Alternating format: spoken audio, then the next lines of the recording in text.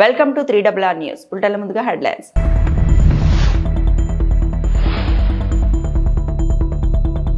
China సరిహద్దుల్లో emergency landing facility, హైవేపై దిగిన మోదీ విమానం.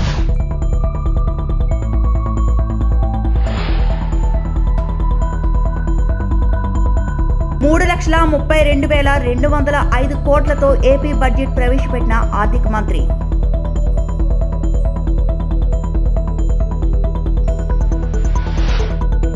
తిరుమల శ్రీవారిని దర్శించుకున్న నరేష్ పవిత్ర.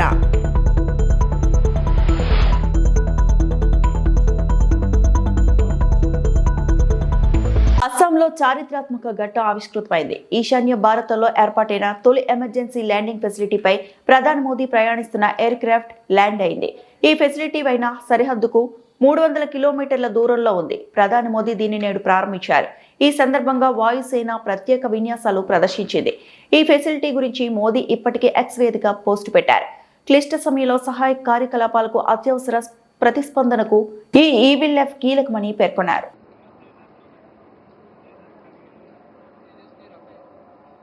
And now the most awaited moment, coming in from the far right, call sign Arjun 1, piloted by Group Captain APS Saini with Flight Lieutenant Jadhav, is now aligning for landing. Weighing over 38 tons, this twin-engine fighter demands nothing but absolute precision while landing on this highway.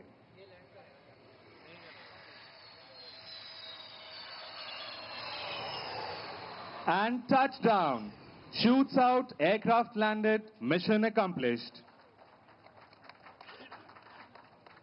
And now coming in from the right, in the WIG formation are the Rafales of number 101 Squadron. Call sign Abhimanyu. Leading this formation is Group Captain Arun Kumar. Emerging from the horizon, the Rafale, India's most advanced multi-role fighter, tip of the spear in Indian Air Force's arsenal. तेजस्वी आभा के साथ दाहिने तरफ से आते हुए Rafale fighter jet. And now look out for the sharp peel off as the aircraft will now take a circuit. AP శాసనసభలో ఆర్థిక మంత్రి పయ్యావుల కేశవ్ వార్షిక బడ్జెట్ను ప్రవేశపెట్టారు. అనంతరం ప్రసంగాన్ని ప్రారంభించారు. 2026-27 ఆర్థిక సంవత్సరానికి 3,32,205 కోట్లతో బడ్జెట్ను ప్రవేశపెడుతున్నట్లు చెప్పారు. తమ దృష్టిలో బడ్జెట్ అంటే కేవలం పద్దుల ప్రకటన కాదని, రాష్ట్రాభివృద్ధి, ప్రజా సంక్షేమాన్ని జోడెద్దుల బండిలా పరుగులు పెట్టించాలనే సంకల్పం లాంటిదని పేర్కొన్నారు. గౌరవనీయులైన అధ్యక్ష, గౌరవ ముఖ్యమంత్రి వర్య, గౌరవ ఉప ముఖ్యమంత్రి వర్య మరియు గౌరవ సభ్యులారా, 2026-27 ఆర్థిక సంవత్సరానికి బడ్జెట్ ప్రతిపాదనలను ఈ గౌరవ సభ ఆమోదం కోసం ప్రవేశపెడుతున్నాను. ఈ బడ్జెట్ ఒట్టి జమా ఖర్చుల లెక్క మాత్రమే కాదు, 5 కోట్ల రాష్ట్ర ప్రజల ఆశలు, ఆకాంక్షలను నెరవేర్చేందుకు ఉద్దేశించిన రోడ్ మ్యాప్ ఇది. వరుసగా 3వసారి బడ్జెట్ సమర్పించడం నాకు దక్కిన అపూర్వమైన గౌరవం. ఈ అవకాశం ఇచ్చిన ముఖ్యమంత్రి చంద్రబాబు నాయుడు గారికి సర్వదా కృతజ్ఞుడిని. మా దృష్టిలో బడ్జెట్ అంటే కేవలం పద్దుల ప్రకటన కాదు, ఇది అంకెలకు అతీతం. రాష్ట్ర అభివృద్ధి, ప్రజా సంక్షేమాల్ని జోడెద్దుల బండిలా పరుగులు పెట్టించాలన్న మా దృఢ సంకల్పాన్ని బలంగా చాటి చెప్పే ఒక ప్రకటన. ఈ బడ్జెట్ సాగునీటి కోసం ఎదురుచూసే రాయలసీమ రైతుల కలల్ని సాకారం చేసేది, అవకాశాల కోసం ఎదురుచూస్తున్న శ్రీకాకుళం జిల్లాలోని యువ పట్టభద్రులకు గుండె నిబ్బరాన్నిచ్చేది, భవిష్యత్తుపై కొండంత ఆశతో కుటుంబాన్ని నడిపిస్తున్న నెల్లూరు గృహిణికి భరోసానిచ్చేది, కోస్తాలోని మహిళా పారిశ్రామికవేత్తలతో స్ఫూర్తిని నింపేది. దీనిలో ప్రతిపాదించే ప్రతి రూపాయి రాష్ట్ర ప్రజల ఆశలు, ఆకాంక్షలను సాకారం చేసేందుకు ఉద్దేశించింది. గత ప్రభుత్వ విధ్వంసకర పాలన చేసిన లోతైన గాయాలు, మిగిల్చిన చేదు అనుభవాలు మనం ఏం చేయకూడదో నిరంతరం గుర్తు చేస్తున్నాయి. గత ప్రభుత్వ దుష్పరిపాలన వల్ల రాష్ట్రానికి జరిగిన భారీ నష్టాన్ని, ఆర్థిక విధ్వంసాన్ని గమనంలో ఉంచుకుని 2024 సంవత్సర బడ్జెట్ ప్రవేశపెట్టాను. గత ప్రభుత్వం మిగిల్చిన గాయాలను మాన్పి 5 ఏళ్ల విషాదాన్ని దాటుకుని రాష్ట్రాన్ని పునర్నిర్మాణం చేసే దిశగా నడిపించేందుకు 2024 బడ్జెట్ బలమైన పునాది వేసింది. 2025 బడ్జెట్ స్వర్ణాంధ్ర 2047 లక్ష్యానికి అనుగుణంగా రాష్ట్రాన్ని అభివృద్ధి పథంలో నడిపించింది. అంత భారీ విధ్వంసానికి గురైన రాష్ట్రాన్ని పునర్నిర్మించేందుకు 2 ఏళ్లు చాలా తక్కువ సమయం. 2014లో జరిగిన అహేతుక విభజన రాష్ట్రానికి తగిలిన మొదటి దెబ్బ అయితే 2019-24 మధ్య అప్పటి ప్రభుత్వం చేసిన దుష్పరిపాలన రాష్ట్రానికి తగిలిన మరో పెద్ద షాక్. గత ప్రభుత్వం చేసిన ఆర్థిక విధ్వంసం, అపసవ్య విధానాలు, పాలకుల అసమర్థత రాష్ట్రాన్ని మరింత ఇబ్బందుల్లో కూరుకుపోయేలా చేశాయి. ఇన్ని సవాళ్లను ఎదుర్కొంటూ కూడా కూటమి ప్రభుత్వం అనుసరించిన నిర్మాణాత్మక విధానాల వల్ల జూన్ 24 నుండి ఈ 20 నెలల్లో రాష్ట్రం అద్భుతమైన అభివృద్ధి పథంలో సాగిందని చెప్పడానికి గర్వపడుతున్నాను. తిరుమల శ్రీవారిని పలువురు సినీ ప్రముఖులు దర్శించుకున్నారు. శనివారం వీఐపీ ప్రారంభ విరామ దర్శన సమయంలో సినీ నటులు నరేష్, పవిత్ర స్వామివారి సేవలో పాల్గొన్నారు. దర్శనానంతరం రంగనాయకుల మండపంలో పండితుల వారికి ఆశీర్వచనం చేసి స్వామివారి తీర్థప్రసాదాలను అందజేశారు. నవాబ్ కేఫ్ చిత్ర బృందం శ్రీవారిని దర్శించుకుంది. నటీనటులు శివ, కందుకూరి, తేజు, అశ్విని, దర్శకుడు ప్రమోద్ స్వామివారి సేవలో పాల్గొన్నారు. అందరికీ నమస్కారం అండి. నా పేరు శివ కందుకూరి. ఇవాళ మా నవాబ్ కేఫ్ అనే టీంతో స్వామిని దర్శించుకోవడం జరిగింది. తిరుపతి సిటీలో మా ట్రైలర్ లాంచ్ అని ఎప్పుడైతే అన్నారో స్వామిని దర్శించుకోవడానికి అదొక అవకాశంగా వాడుకుందాం అని అనుకున్నాము. చాలా చాలా బ్యూటిఫుల్ ఎక్స్పీరియన్స్ అండి. ఎప్పుడు ఇక్కడికి రావటము, స్వామివారిని చూడటం డెఫినెట్గా చాలా చాలా బ్యూటిఫుల్ ఎక్స్పీరియన్స్. సో ఈ నెల 20th మా సినిమా రిలీజ్ అవుతుంది. సో ఈ పాజిటివిటీతో, ఈ బ్లెస్సింగ్స్తో ముందుకెళ్ళి మా సినిమా మీ అందరికీ నచ్చాలని, మీరందరూ ఆదరిస్తారని కోరుకుంటూ సో మా టీం అంతా ఇక్కడ ఉన్నాము. మా డైరెక్టర్ ప్రమోద్ గారు, మా హీరోయిన్ తేజు గారు అండ్ మా ప్రొడ్యూసర్ వెంకట్ గారు. సో ఇవాళ మధ్యాహ్నం 3 o'clockకి తిరుపతిలో మా కాలేజ్లో, మేము మెడ్జీ కాలేజ్లో ట్రైలర్ లాంచ్ చేస్తున్నాము. సో ట్రైలర్ కూడా మీ అందరికీ నచ్చాలని మనస్ఫూర్తిగా కోరుకుంటున్నాను. Thank you. అందరికి నమస్కారం. నా పేరు తేజు అశ్విని. వాళ్ళ స్వామివారి దర్శనం జరిగింది. అన్నీ సక్సెస్ఫుల్గా, హ్యాపీగా, స్మూత్గా జరిగింది. సో మా మూవీ కూడా అలాగ ఉంటుందని ఎక్స్పెక్ట్ చేస్తున్నాం. ట్రైలర్ లాంచ్ ఇవాళ అవుతుంది కాలేజ్లో. అండ్ తిరుపతిలో జరిగేది మాకు చాలా చాలా స్పెషల్. స్వామివారి బ్లెస్సింగ్ మాకు డైరెక్ట్గా వస్తుందని అనిపిస్తుంది. సో మీరందరూ చూడండి. Feb 20th సినిమా వస్తుంది. ప్లీజ్ చూడండి. మహాశివరాత్రి వార్షిక బ్రహ్మోత్సవాలు పురస్కరించుకొని 5వ రోజున శ్రీకాళహస్తీశ్వరుడు హంస వాహనంపై కొలువు తీరి భక్తులకు దర్శనమివ్వగా, శుకవాహనంపై జ్ఞాన ప్రసూనాంబ అమ్మవారు కొలువు తీరి భక్తులకు దర్శనమిచ్చారు. కోలాటాలు, ఆటపాటల మధ్య భక్తులు స్వామి అమ్మవార్లను నయనానందకరంగా దర్శించుకున్నారు.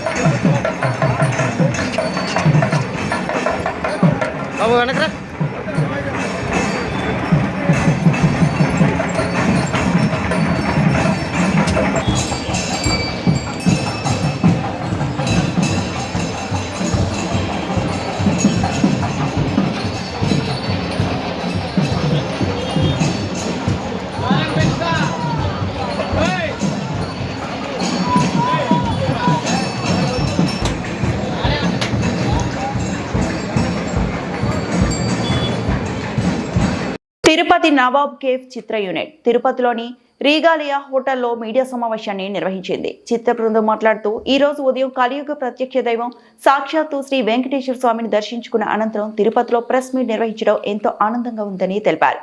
శ్రీ వెంకటేశ్వర స్వామి ఆశీస్సులతో నవాబ్ కేఫ్ చిత్రం తప్పకుండా విజయవంతమవుతుందని ధీమా వ్యక్తం చేశారు. అలాగే ఈ చిత్రానికి సంబంధించిన కొన్ని ఆసక్తికరమైన విశేషాలు మీడియాతో పంచుకున్నారు. ముఖ్యంగా తండ్రి కొడుకు అనుబంధాన్ని ప్రతిబింబిస్తూ ఒక చాయ్ వాలా జీవితం చుట్టూ తిరిగే కథాంశంతో కేఫ్ నేపథ్యంలో సాగే చిత్రం అని వెల్లడించారు. ప్రేక్షకులకు కొత్త అనుభూతిని అందించేలా కథనం ఉంటాయని తెలిపారు. చివరిగా సినిమా విడుదల అనంతరం సక్సెస్ మీట్ లో మళ్లీ కలుస్తామని చిత్ర బృందం ఈ సందర్భంగా పేర్కొంది. ఈ కార్యక్రమంలో పాల్గొన్న వారు హీరో, హీరోయిన్, డైరెక్టర్, ప్రొడ్యూసర్ మరియు చిత్ర బృందం. ఫాదర్ మనం ఎలా ట్రీట్ చేస్తారు, మనం సన్నగా ఏ విధంగా ఎలాంటి పనులు చేస్తాము, సో అలాంటివన్నీ మన ఈ నవాబ్ కేఫ్ మూవీలో చాలా బాగా చూపించామండి. సో మోస్ట్ ఇంపార్టెంట్ ఏంటంటే చాయ్ వాల్ అనేది ఒక వర్డ్ అండి.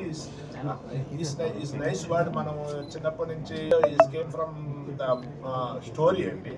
సో ఆ చాయ్ వాలా ఆ మూవీ ఆ వర్డ్ నేమ్ అనేది టైట్లీ ద స్టోరీ అండి. కొంచెం unfortunately we couldn't keep the title. Then we change to Nawab cafe. Nawab cafe is entity అండి.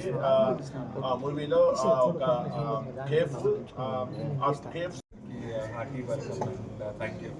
సో మా సినిమాది ట్రైలర్ లాంచ్ అని అనుకుని తిరుపతిలో చేద్దామని అనుకున్నప్పుడు చాలా హ్యాపీగా అనిపించింది. ఒకటి ఏంటంటే ఫస్ట్ స్వామివారిని దర్శించుకోవచ్చు మా ట్రైలర్ లాంచ్ సందర్భంగా. అట్లీస్ట్ ఆయన బ్లెస్సింగ్స్ తీసుకుని ఆ తర్వాత ట్రైలర్ లాంచ్ చేయొచ్చు అనే ఒక హ్యాపీనెస్ ఉండింది. అండ్ ఇవాళ పొద్దున మా దర్శనం జరిగింది. చాలా చాలా బాగా జరిగింది.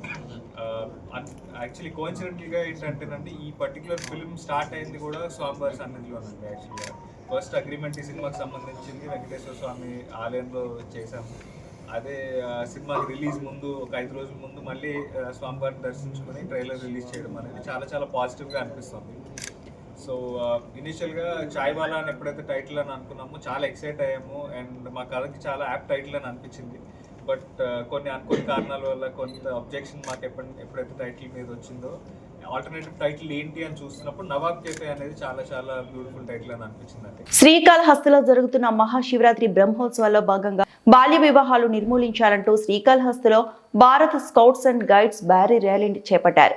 సుమారు 200 మంది స్కౌట్స్, గైడ్స్, రోవర్లు, రేంజర్లు ప్లకార్డులు చేత పట్టుకుని పట్టణ వీధుల్లో వద్దు వద్దు బాల్య వివాహాలు వద్దు, బాల్యం వయసులో పుస్తెల భారం వద్దు అంటూ నినాదాలు చేశారు. ఈ ర్యాలీని రాజగోపురం వద్ద నుండి శ్రీకాళహస్తీశ్వర ఆలయం ట్రస్ట్ బోర్డు చైర్మన్ కొట్టే సాయి ప్రసాద్ పచ్చ జెండా ఊపి ప్రారంభించారు. ఈ సందర్భంగా ఆయన మాట్లాడుతూ చదువుకునే వయసులో వివాహాలు చేయడం చట్టరీత్యా నేరమని, అట్లు ప్రోత్సహించిన వారిపై కూడా కేసులు నమోదు అవుతాయన్నారు. మహాశివరాత్రి ఉత్సవాల్లో కూడా భక్తులకు సేవలందించారు. ఈ కార్యక్రమంలో జిల్లా కమిషనర్లు MM Reddy, T Ramesh Babu, youth chairman Azharuddin, guide కెప్టెన్లు పద్మావతి, నిర్మల, సరిత, స్కౌట్ మాస్టర్లు మురళి, సుబ్రహ్మణ్యం, మహేంద్ర, సుబ్రహ్మణ్యం, ధనుష్, మణికంఠ, రోవర్ లీడర్ ఆంజనేయులు, జ్యోతి, మణికంఠ, వెంకటేష్ తదితరులు పాల్గొన్నారు.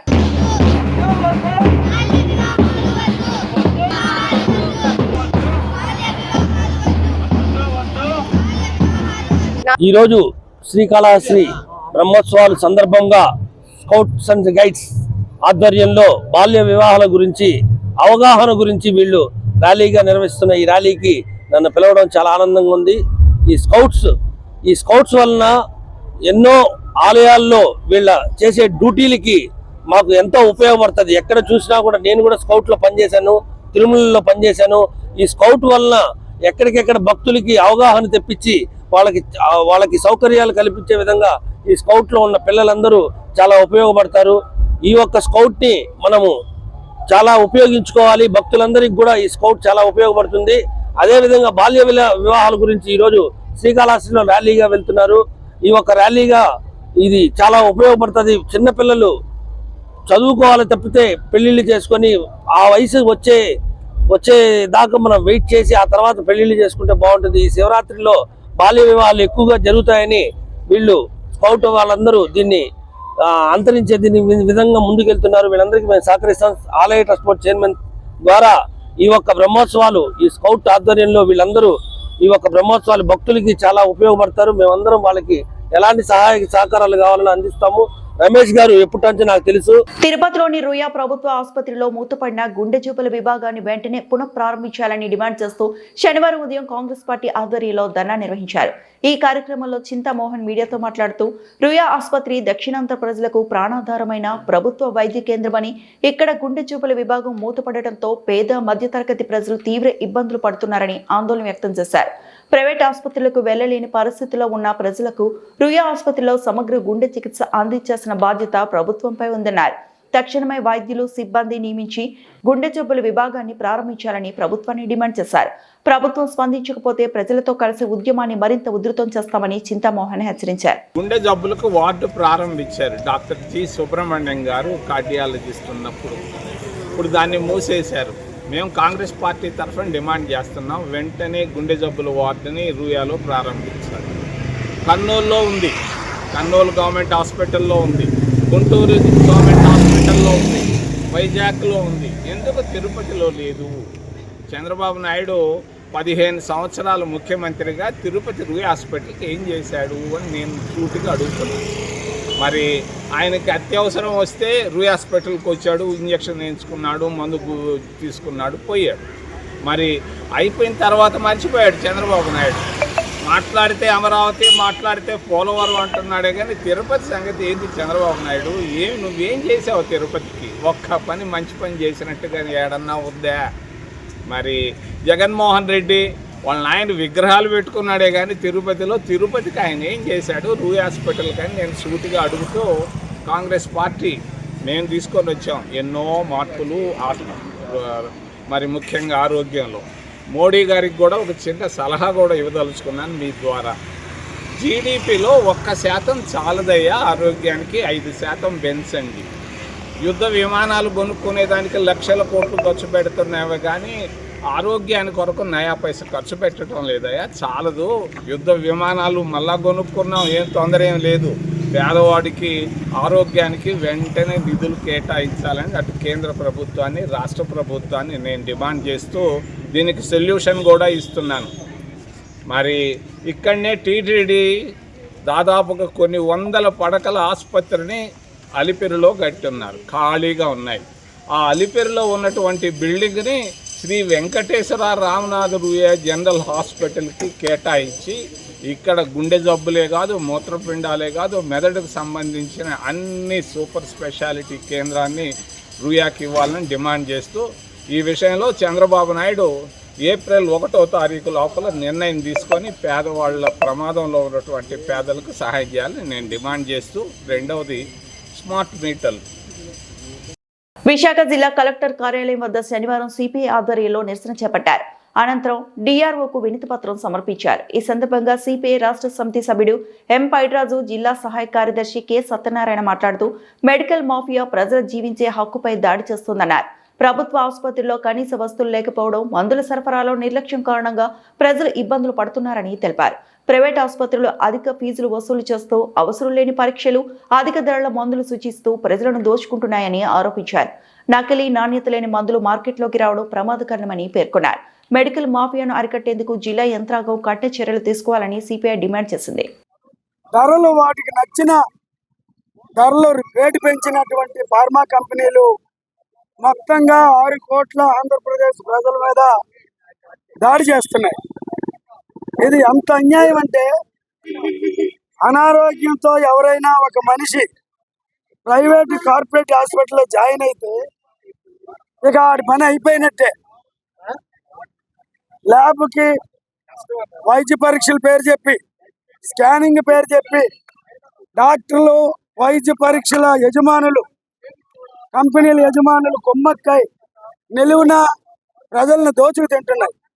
ఇంకొక పక్క ఫార్మా కంపెనీలు 10 రూపాయలు విలువ చేసే మందులు 1000 రూపాయలకు అమ్ముతున్నాయి. కార్పొరేట్ హాస్పిటల్ అయితే వాళ్ళ ఇష్టం, మనిషి ప్రాణం పోయినా డబ్బులు బిల్లు కట్టి ప్రాణం పోయిన మనిషిని తీసుకెళ్ళండి అనే పరిస్థితికి ఈ రాష్ట్రంలో ప్రైవేట్ కార్పొరేట్ హాస్పిటల్ వచ్చాయి. ఇది అంత అన్యాయం. వీటిని అరికట్టవలసినటువంటి రాష్ట్ర ప్రభుత్వం విచారణ చేసి, తనిఖీలు చేసి వాళ్ళ మీద చట్టపరమైన చర్యలు తీసుకోవాల్సినటువంటి అధికారులు నిమ్మకు నీరెత్తినట్టు వ్యవహరిస్తున్నారు. ఈ నేపథ్యంలో భారత కమ్యూనిస్ట్ పార్టీ రాష్ట్ర వ్యాప్తంగా ఈరోజు అన్ని జిల్లా కేంద్రాల్లో నిరసనలు చేసి జిల్లా అధికారులకు వినతిపత్రం ఇస్తున్నాం. ఇది ప్రారంభం మాత్రమే. భవిష్యత్తులో రాష్ట్ర ప్రభుత్వ అధికారులు అనకాపల్లి జిల్లా మాడుగులు నియోజకవర్గ పరిధిలో దేవరాపల్లి పోలీసులు 25 లక్షల విలువైన 2 కేజీల హాషిఫ్ ఆయిల్ ను స్వాధీనం చేసుకున్నారు. శనివారం ఎస్ఐ వి సత్యనారాయణ ఆధ్వర్యంలో వాహన తనిఖీలు నిర్వహిస్తుండగా అల్లూరు జిల్లా నుంచి శ్రీరాంపురం చెక్ పోస్ట్ వైపు వస్తున్న ద్విచక్ర వాహనాన్ని ఆపి 3 యువకుల్లో అదుపులోకి తీసుకున్నారు. వారి వద్ద నుంచి 2 కేజీల లిక్విడ్ గంజాయి, పల్సర్ బైక్, 3000 నగదు, 3 మొబైల్ ఫోన్లను సీజ్ చేశారు. నిందితులను అరెస్టు చేసి చోడవరం కోర్టుకు రిమాండ్కు తరలించినట్లు సిఐ కృష్ణ తెలిపారు. అనకాపల్లి జిల్లా కోటపాడు సర్కిల్ పరిధిలోని దేవరాపల్లి పోలీస్ స్టేషన్ పరిధిలో ఈరోజు ఉదయం 8 గంటలకు దేవరాపల్లి ఎస్ఐ గారికి ఇలాగ ఏజెన్సీ నుండి ఒక 3 వ్యక్తులు గంజాయితో వస్తున్నారనే ఇన్ఫర్మేషన్ రావడంతో ఎస్ఐ గారు వారి సిబ్బంది కలిసి శ్రీరాంపురం చెక్ పోస్ట్ వద్ద వెహికల్ చెక్ చేస్తుండగా సుమారు 8 గంటల సమయంలో ఒక 3 వ్యక్తులు మోటార్ సైకిల్ మీద ఏజెన్సీ నుండి కిందికి వస్తూ ఎస్ఐ గారిని వారి సిబ్బందిని చూసి తప్పించుకొని వెళ్ళిపోవడానికి ప్రయత్నం చేయగా ఎస్ఐ గారు వాళ్ళు ఆపి వాళ్ళని వెంబడించి పట్టుకొని చెక్ చేయగా ఒక 2 కిలోలు గంజాయి లిక్విడ్ దొరికింది. దాని విలువ సుమారు 25 లక్షలు ఉంటుంది. ఎస్ఐ గారు అక్కడే ఇమీడియట్ రిపోర్ట్ రాసి సదరు ప్రాపర్టీని వెహికల్స్ను వాళ్ళ దగ్గర నుండి 3 సెల్ ఫోన్లను సీజ్ చేసి పోలీస్ స్టేషన్ తీసుకొచ్చి కేసు రిజిస్టర్ చేశారు. ఇప్పుడు ఇన్వెస్టిగేషన్లో ఉంది. వాళ్ళని అరెస్ట్ చేసి చోడవరం కోర్టుకి రిమాండ్ పంపిస్తాము. పశ్చిమ గోదావరి జిల్లా పెనుమంట్ర మండలం నత్త రామేశ్వరంలో వెలిసిన త్రిలింగ క్షేత్రంగా పిలువబడే శ్రీ రామేశ్వర స్వామి ఆలయంలో మహాశివరాత్రి పురస్కరించుకొని స్వామివారికి ప్రత్యేక అభిషేకాలతో పాటు ప్రత్యేక పూజలు నిర్వహించగలరని, స్వామివారి దర్శనానికి వచ్చే భక్తులకు ఎటువంటి అసౌకర్యాలు కలగకుండా క్యూ లైన్ ద్వారా ఉచిత దర్శనాలతో పాటు ప్రత్యేక దర్శన ఏర్పాట్లు చేయడం జరిగిందని, భక్తుల సహాయార్థం ఆలయానికి వచ్చే భక్తులకు, వృద్ధులకు, పిల్లలకు పాలు ప్రసాదాలు పంచిపెట్టడం జరుగుతుందని ఆలయ కార్యనిర్వహణాధికారి మీడియాకు తెలియజేశారు. స్వామి అమ్మవార్లకు శివరాత్రి తెల్లవారుజామున ప్రత్యేక అభిషేకాలతో పూజలు నిర్వహించనున్నామని, స్వామివారి దర్శనానికి వచ్చే భక్తులకు ఉదయం 10 గంటల నుండి అన్న సమారాధన కార్యక్రమం 5 రోజులు నిర్వహించనున్నామని, స్వామివారి దర్శనానికి విరివిగా వచ్చే భక్తులు క్యూ లైన్ లో వచ్చి స్వామివారిని దర్శించుకొని స్వామివారి కృపకు పాత్రులు కాగలరని కోరడం జరిగింది. అలాగే శివరాత్రి పురస్కరించుకొని ఉదయం స్వామివారి దర్శనార్థం స్థానిక ఎమ్మెల్యే పితాని సత్యనారాయణ ఆలయానికి విచ్చేస్తారని, ఎటువంటి అల్లర్లు జరగకుండా స్వామివారి దర్శనార్థం తీర్థానికి వచ్చే భక్తులు వారి బంగారు ఆభరణాలు, డబ్బులు, వాహనాలు జాగ్రత్త పరచుకోవాల్సిందిగా కోరుతూ సీసీ కెమెరాల పర్యవేక్షణలో పోలీస్ వారి సహాయ సహకారాలతో నిఘా పెట్టడం జరిగిందని, కావున ఈ ఆలయానికి వచ్చే భక్తులు 50 మంది ప్రజలు ఈ మహాశివరాత్రి పర్వదినాన భక్తి శ్రద్ధలతో ఎటువంటి వివాద కార్యక్రమాలు జరగకుండా ఆలయ కమిటీ వారికి సహకరించాలని ఆలయ కమిటీ వారు కోరారు. శ్రీ రామేశ్వర స్వామివారి దేవస్థానం నత్త రామేశ్వరం, పెనుమంట్ర మండలం, పశ్చిమ గోదావరి జిల్లా. ఈ దేవస్థానానికి ఎగ్జిక్యూటివ్ ఆఫీసర్గా పనిచేస్తున్నాను. నా పేరు కులగం వేణుగోపాలరావు. మనకి ఇది 13/2/26 నుంచి 17/2/26 వరకు ఈ 5 రోజులు మహాశివరాత్రి ఉత్సవాలు ఘనంగా జరుగుతాయండి. ఈ శివాలయంలో ఈ స్వామివారు కోరికలు తీర్చేటువంటి స్వామివారు కనుక దూర ప్రాంతాల నుంచి కూడా ఎక్కడి నుంచో వచ్చి స్వామివారి దర్శనం చేసుకుని వారి యొక్క కోరికలు విన్నవించుకొని తీర్చుకోవడం జరుగుతుందండి. ఈ స్వామివారి దర్శనం కోసం సుమారు ఒక 50,000 మంది, 40,000 మంది, 50,000 మంది దాకా భక్తులు వచ్చి స్వామివారి దర్శనం చేసుకుందండి. దేవస్థానం నుంచే కానీ భక్తుల సహకారంతో కానీ ఉచిత అన్న సమారాధన సుమారు 25,000 మందికి అన్న సమారాధన ఏర్పాటు చేయడం జరుగుతుందండి. అలాగే ఉచిత ప్రసాద వితరణ జరుగుతుంది భక్తుల సహకారంతో. అలాగే మంచినీటి సౌకర్యాలు కూడా ఏర్పాటు చేసామండి. నంద్యాల జిల్లా పవిత్రమైన దేవస్థానం అహోబిలం గ్రామంలో నాటుసారా ఘాటు. నంద్యాల జిల్లా ఆళ్లగడ్డ స్థానిక ఎక్సైజ్ శాఖ నిర్లక్ష్యంతో పరమ పవిత్రమైన దేవస్థానం అహోబిలం గ్రామంలో నాటుసారా సరఫరాపై నంద్యాల ఎక్సైజ్ సూపరింటెండెంట్ రవి ఆదేశాలతో ఈఎస్టీఎఫ్ టీం రంగంలోకి దిగి ఒకే ఇంట్లో బండ కింద ఉన్న 60 లీటర్ల నాటుసారా స్వాధీనం చేసుకుని కేసు నమోదు చేశారు. స్థానిక ఎక్సైజ్ శాఖ అధికారులపై ప్రజల్లో విమర్శలు వెలువెత్తాయి. వారం రోజుల్లో అహోబిలం బ్రహ్మోత్సవాలు ఉండడంతో నాటుసారా ఘాటుపై కలకలం రేపింది.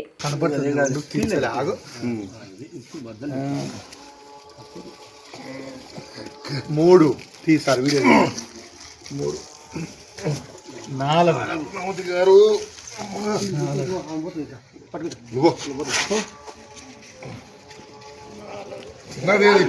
పగలంగా 4 5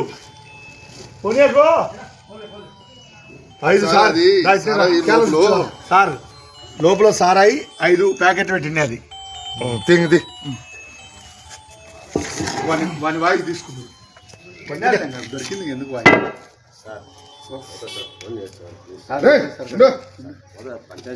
ఈ వార్తలు ఇంతటితో సమాప్తం.